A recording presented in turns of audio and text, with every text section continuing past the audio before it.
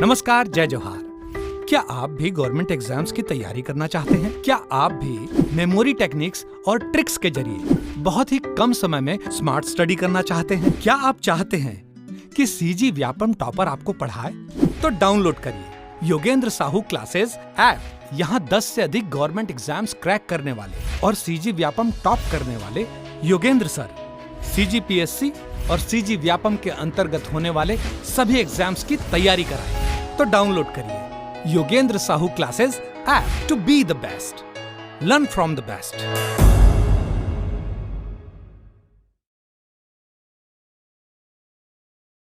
कोई भी सपना साकार करने के लिए सबसे जरूरी है सही कोच का होना। चुनिए Yogendra Sahu classes first rank को और करे अपने सीजी व्यापम CGPSC का सपना साकार। Download the app now. नमस्कार दोस्तों, स्वागत है आपका योगेंद्र साहू ऑनलाइन क्लासेस में।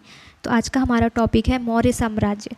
और अगर अभी तक आपने हमारे चैनल को सब्सक्राइब नहीं किया है तो चैनल को सब्सक्राइब कर लीजिए। चलिए आगे बढ़ते हैं। फर्स्ट, मौर्य सम्राट बिंदुसार निम्नलिखित में से किस धर्म का अनुयायी था? तो मौर्य सम्राट बिंदुसार किस धर्म का अनुयायी था? तो आजीवक धर्म का। ठीक है, हमारा आंसर है आजीवक धर्म। बिंदुसार आजीवक धर्म का अनुयायी था। इस धर्म के संस्थापक मोखली पुत्र गोशाल थे। मौर्य काल में निम्नलिखित में से कौन सा शिक्षा का सबसे प्रसिद्ध केंद्र था?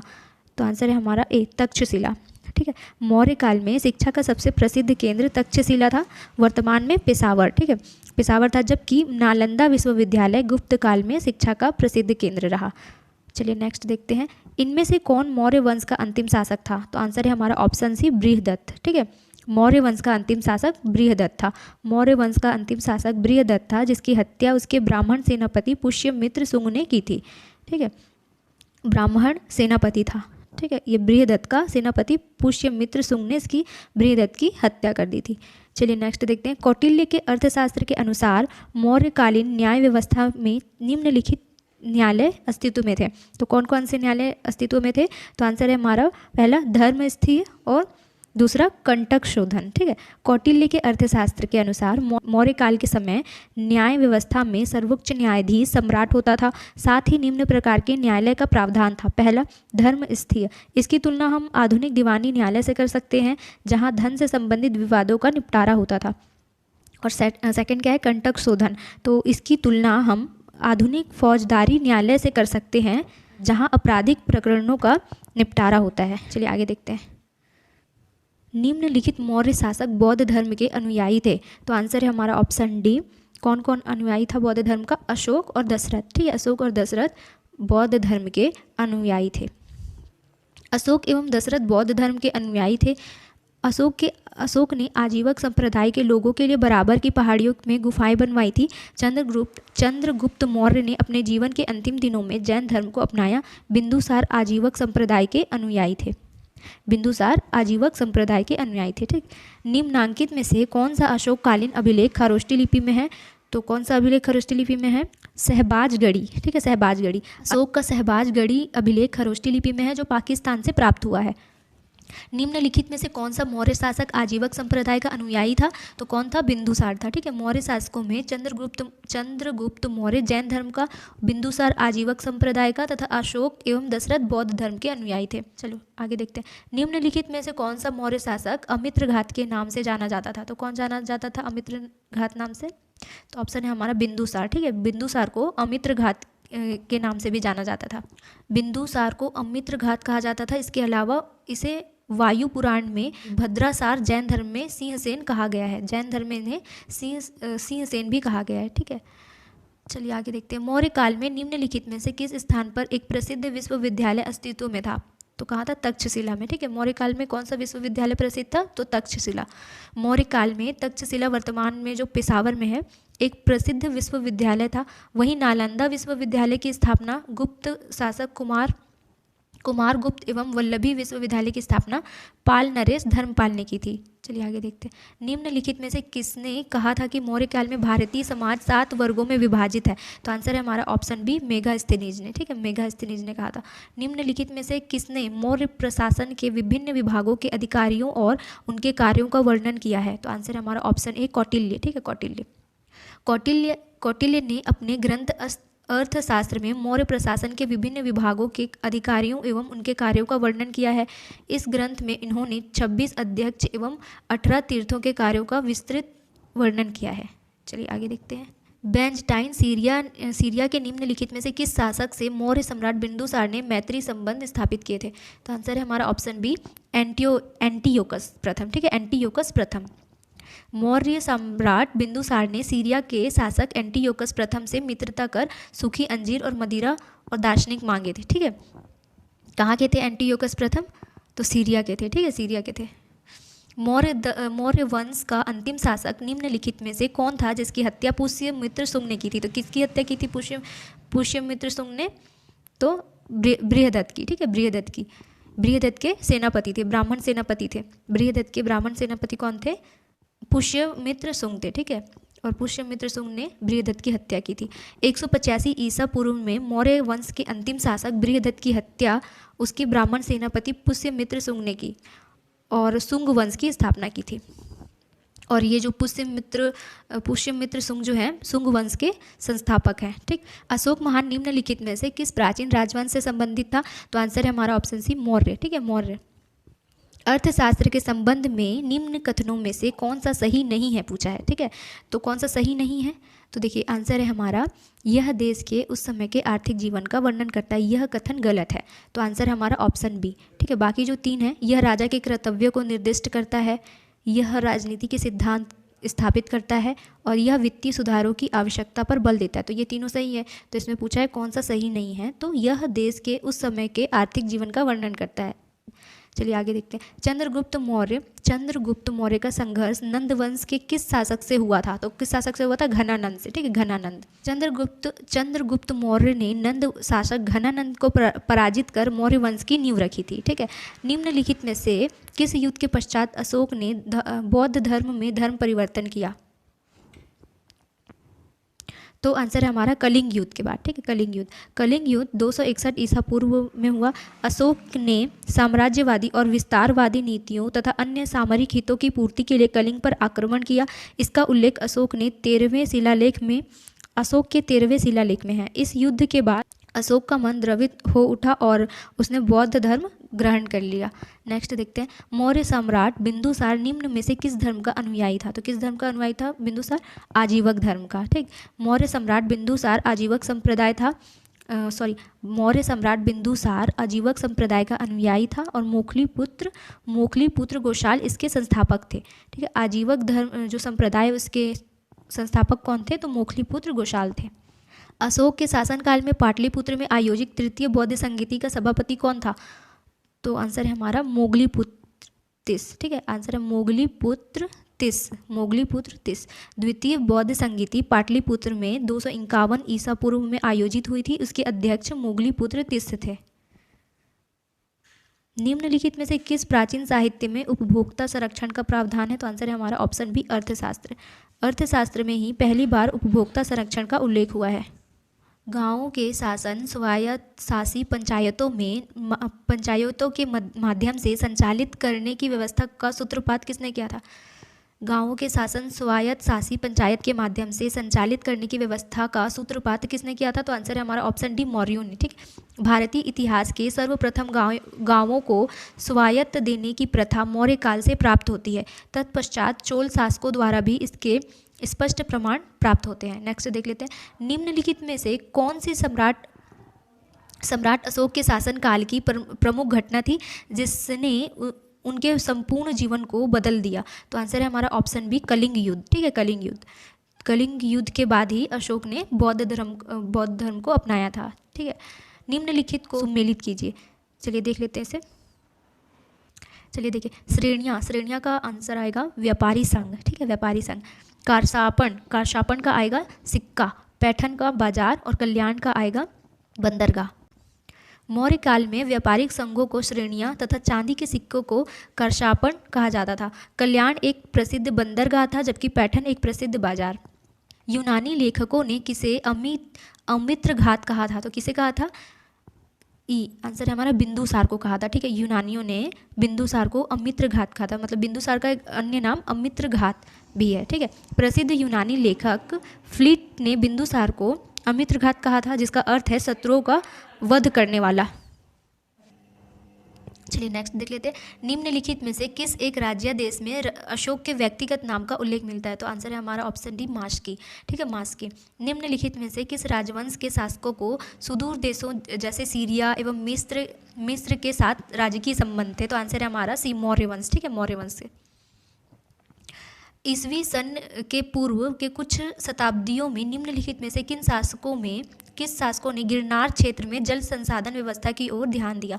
तो आंसर है हमारा ऑप्शन चंद्रगुप्त मौर्य, अशोक और रुद्रदमन। ठीक है, चंद्रगुप्त मौर्य, अशोक और रुद्रदमन। मौर्य शासक चंद्रगुप्त मौर्य ने जल संसाधन व्यवस्था को ध्यान रखते हुए गिरनार पर्वत में सौराष्ट्र गवर्नर पुष्यगुप्त द्वारा सुदर्शन झील का निर्माण करवाया, जिसमें अशोक के महामात्य यवन राज तुषाश्प ने पुनर्निर्माण कराया, जबकि शक शासन रुद्रदमन ने 130 ईस्वी के आसपास इसका जीर्णोद्धार करवाया था। साथ ही स्कंदगुप्त ने भी जीर्णोद्धार का कार्य करवाया था। चलिए आगे देख लेते हैं। मौर्य नरेश के बारे में निम्न में से कौन सा कथन सही है? तो कौन सा कथन सही है? और पहला संस्कृति, कला एवं साहित्य, और तीसरा क्या है? प्रांतीय विभाजन, और चौथा है हिंदू कस्तक साम्राज्य। ठीक, भारतवर्ष में सोने के सिक्के चलाने का श्रेय इंडो बैक्ट्रियन यवन शासकों को जाता है। सौराष्ट्र में नियुक्त चंद्रगुप्त मौर्य के निम्नलिखित में से किस गवर्नर ने कहा जाता है कि प्रसिद्ध सुदर्शन झील का निर्माण किया था?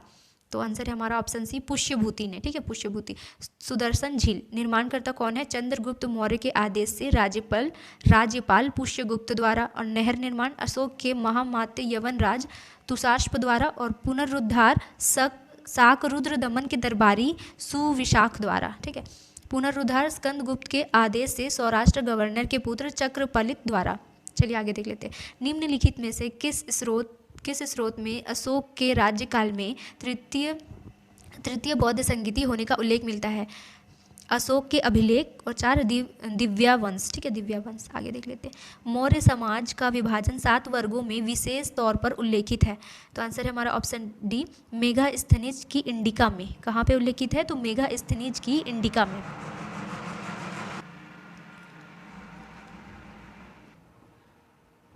मौर्य समाज का विभाजन 7 वर्गों में विशेष तौर पर उल्लेखित है। तो कहाँ पर उल्लेखित है? मेगास्थनीज की इंडिका में। ठीक है, आगे देखते हैं। यह स्रोत जिसमें पाटलिपुत्र के प्रशासन का वर्णन उपलब्ध है, कहाँ? तो ऑप्शन है हमारा मेगास्थनीज की इंडिका। ठीक है, मेगास्थनीज की इंडिका। मेगास्थनीज की इंडिका में पाटलिपुत्र के नगर प्रशासन का वर्णन है, जिसमें 30 सदस्यों का एक मंडल हुआ करता था, जिसके अधिकारी नागरक या पूर्वमुख्य कहलाते थे। वह सदस्य 5 सदस्यों के 6 समितियों में विभाजित थे। ठीक है, किस स्थान पर चंद्रगुप्त मौर्य ने अपने जीवन के अंतिम दिन व्यतीत किए थे? तो कहाँ किए थे? श्रवण बेलगोला में। ठीक है, केवल वह स्तंभ जिसमें अशोक ने स्वयं को मगध का सम्राट बताया है। कौन सा स्तंभ है? भब्रू स्तंभ। ठीक है, कौन सा स्तंभ? भब्रू स्तंभ। भब्रूगढ़ अभिलेख जयपुर के निकट राजस्थान से ज्ञात होता है कि अशोक ने स्वयं को मगध का सम्राट बताया है। भाग एवं बलि थे? तो आंसर हमारा ऑप्शन भी, राजस्व के स्रोत। ठीक है, राजस्व के स्रोत। मौर्य काल में भाग और बलि 2 आय के प्रमुख स्रोत थे, जिसमें बलि एक प्रकार का धार्मिक कर था, जबकि भाग भूमि कर के रूप में राजा को पहुंचाया जाता था। मौर्य काल कृषि प्रधान था। आय का प्रमुख स्रोत कृषि कर था। ठीक है, आय का प्रमुख स्रोत कृषि कर था। आय का प्रमुख स्रोत क्या था? कृषि कर। कृषि पे जो टैक्स लगता था वो आय का प्रमुख स्रोत था। निम्नांकित राजवंशों में से कौन सा प्रथम गैर क्षत्रिय राजवंश माना जाता है? तो कौन माना जाता है गैर क्षत्रिय राजवंश? तो नंद राजवंश। ठीक है, नंद राजवंश। इंडिका के लेखक कौन है? इंडिका के लेखक मेगास्थनीज है। ठीक है, मेगास्थनीज। चलिए आगे देखते हैं। मेगास्थनीज सेल्यूकस निकेटर का राजदूत था। मेगास्थनीज कौन था? सेल्यूकस निकेटर का राजदूत था, जो कि 305 ईसा पूर्व में चंद्रगुप्त के दरबार में आया। इसकी रचना इंडिका है। ठीक है, किसकी रचना इंडिका है? तो मेगास्थनीज। और ये किसका राजदूत था? सेल्यूकस निकेटर का था। ठीक है, जिसमें 7 जातियों का वर्णन है, जबकि कौटिल्य के अर्थशास्त्र में मौर्य युगीन शासन की जानकारी मिलती है। चलिए आगे देखते हैं। किस मौर्य सम्राट ने जैन भिक्षु बनने के पश्चात सिंहासन त्याग दिया था? तो किसने सिंहासन त्याग दिया था जैन भिक्षु बनने के बाद? तो चंद्रगुप्त मौर्य ने। ठीक है, चंद्रगुप्त मौर्य ने। मौर्य सम्राट चंद्रगुप्त ने अंतिम समय 298 ईसा पूर्व में भद्रबाहु के सानिध्य में जैन धर्म को अपनाया तथा राजपाट का त्याग कर श्रवण बेलगोला में संलेखना पद्धति द्वारा अपने प्राण त्याग दिए। निम्नलिखित में से किसने कहा था कि मौर्य काल में भारतवर्ष समाज 7 वर्गों में विभाजित था? निम्नलिखित में से किसने कहा था कि मौर्य काल में भारतीय समाज 7 वर्गों में विभाजित था? तो आंसर मेगास्थनीज ने कहा था। मेगास्थनीज की बुक इंडिका में मौर्य काल में भारतीय समाज को 7 वर्गों में विभाजित किया था, जबकि कौटिल्य के पुस्तक अर्थशास्त्र में मौर्य काल के राजनैतिक व्यवस्था का वर्णन है। हेरोडोटस हिस्टोरिका इसे इतिहास का जनक कहा जाता है। ठीक है, भारत का राष्ट्रीय प्रतीक जो कि सारनाथ से मिला, जिसमें शेर की आकृति है, बनवाया गया था। तो किसने बनाया था? किसके द्वारा बनाया गया था? अशोक द्वारा। ठीक है, सारनाथ स्तंभ का निर्माण 250 ईसा पूर्व में सम्राट अशोक द्वारा करवाया गया था, जिसके शीर्ष भाग में कमल फूल के ऊपर गोलाकार आकार में घोड़ा, बैल, हाथी, सिंह के चित्र अंकित हैं। ठीक है, नेक्स्ट देखते हैं। अशोक ने कलिंग पर आक्रमण किया था। तो कब आक्रमण किया था? 261 ईस्वी पूर्व। ठीक है, कब किया था? अशोक ने कलिंग पर 261 ईसा पूर्व आक्रमण किया था। सिकंदर ने भारत पर कब चढ़ाई की थी? तो सिकंदर ने भारत पर 326 ईसा पूर्व में चढ़ाई की थी। ठीक है, कब की थी? तो 326 ईसा पूर्व में सिकंदर ने 326 ईसा पूर्व में भारत पर चढ़ाई की थी। वह हिंदू कुश पर्वतमाला पार कर खैबर दर्रे के रास्ते भारत आया था। चलिए नेक्स्ट देख लेते हैं। श्रीलंका में बौद्ध धर्म के प्रचार करने कौन गया था? तो श्रीलंका में बौद्ध धर्म का प्रचार करने के लिए अशोक के पुत्र महेंद्र और उनकी पुत्री संघमित्रा गए थे। ठीक है, किसने? अशोक ने भेजा था। देखिए, राजा अशोक ने बौद्ध धर्म के प्रचार के लिए अपने पुत्र महेंद्र और पुत्री संघमित्रा को श्रीलंका भेजा था। चलिए नेक्स्ट देख लेते हैं। अर्थशास्त्र के लेखक कौन है? तो अर्थशास्त्र के लेखक कौन है? कौटिल्य। ठीक है, चाणक्य, इनको चाणक्य के नाम से भी जाना जाता है, कौटिल्य। ठीक है, चंद्रगुप्त मौर्य के प्रधानमंत्री कौटिल्य द्वारा रचित अर्थशास्त्र में मौर्य वंश के शासन प्रशासन से संबंधित जानकारियां हैं। कालिदास गुप्त वंशीय चंद्रगुप्त द्वितीय के कवि दरबारी थे, और भवभूति कश्मीर के कारकोट वंशीय ललितादित्य के दरबारी कवि थे, जिसे कन्नौज राजा यशोवर्मन ने परास्त कर अपने दरबार में शरण दी थी। भवभूति की रचना मालती माधव महावीर चरित्र एवं उत्तर रामचरित्र है। जयदेव बंगाल के सेन वंशीय शासक लक्ष्मण सेन के दरबारी कवि थे, जिन्होंने गीत गोविंद की रचना की थी। चलिए आगे देख लेते हैं। अशोक के शिलालेखों को पढ़ने वाला प्रथम अंग्रेज कौन था? तो कौन था? James Prinsep. अशोक के शिलालेखों को पढ़ने वाला प्रथम अंग्रेज जेम्स प्रिंसेप था। 1837 ईस्वी में जेम्स प्रिंसेप ने सर्वप्रथम अशोक के शिलालेखों को पढ़ने में सफलता पाई थी। मौर्य काल में भूमि कर, जो कि राज्य की आय का प्रमुख स्रोत था। ठीक है, मौर्य काल में भूमि कर जो राज्य की आय का प्रमुख स्रोत था, किस अधिकारी द्वारा एकत्रित किया जाता था? तो सीता अध्यक्ष। ठीक है, सीता अध्यक्ष द्वारा भूमि कर एकत्रित किया जाता था। निम्नलिखित में से किसे अशोक के अभिलेख में पारंपरिक अवसरों पर पशु बलि पर रोक लगाई गई है? ऐसा लगता है कि वह पाबंदी पशुओं के वध पर थी। तो कौन से लेख में है? फर्स्ट ए, शिला अभिलेख फर्स्ट में। ठीक है, शिला अभिलेख फर्स्ट में। मौर्य सम्राट अशोककालीन 14 वृहत शिलालेख पाए गए हैं, जिनके प्रथम शिलालेख में पशु बलि की निंदा की गई है। शिलालेख 9वें में जन्मोत्सव व विवाह समारोह की निंदा की गई है, और शिलालेख 10वें में धम्म नीति की व्याख्या की गई है, जबकि 5वें शिलालेख में धर्म महामंत्रों की नियुक्ति के विषय में जानकारी मिलती है। नेक्स्ट देख लेते हैं। प्राचीन भारत के निम्नलिखित राजवंशों को सही कालक्रम में क्रमबद्ध कीजिए। देखिए, नंद, मौर्य, कुषाण और गुप्त राजवंशों को सही कालानुक्रम है। नंद, मौर्य, कुषाण, गुप्त और नंद वंश का संस्थापक महापद्मानंद था। ठीक है, मौर्य वंश का संस्थापक चंद्रगुप्त मौर्य था। कुषाण मध्य एशिया के यूची जाति के थे। इसका सर्वप्रथम नरेश कुजुल कदफिशस था। गुप्त वंश का संस्थापक श्रीगुप्त था। आगे देख लेते हैं। मौर्य काल में सीता से तात्पर्य है, तो सीता से तात्पर्य क्या है? राजकीय भूमि से प्राप्त आय। ठीक है, मौर्य काल में सीता से तात्पर्य राजकीय भूमि से प्राप्त आय है। ठीक है, मौर्य काल में राजकीय भूमि आय को सीता कहा जाता था। राजकीय भूमि की व्यवस्था जो सीता भूमि तथा उसकी व्यवस्था करने वाला प्रधान अधिकारी सीता अध्यक्ष कहलाता था। ठीक है, नेक्स्ट देख लेते हैं।